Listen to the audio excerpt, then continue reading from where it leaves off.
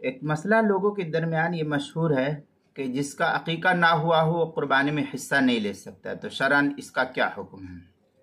تو اس سلسلے میں یہ جاننا چاہیے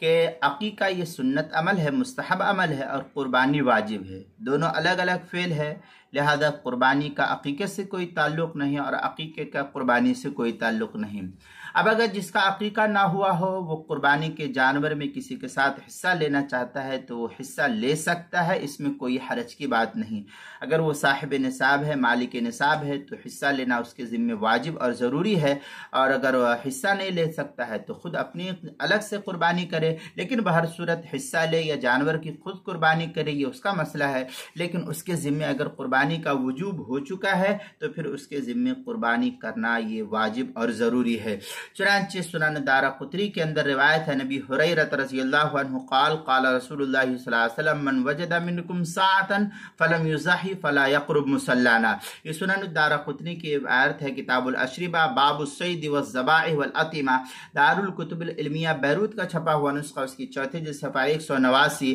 اور حدیث نمبر ہے 4717 نمبر کی، اور مصنف عبد الرزاق کے اندر ہے ان معمر قدادہ قال من لم یعق عنہ اجزاءتہ اضحیہ۔ یہ مصنف عبد الرزاق کی عبارت ہے جو مجلس علمی کا چھپا ہوا نسخہ ہے، اس کی چوتھی جلد صفحہ 331، مثلا حدیث نمبر 7967 نمبر۔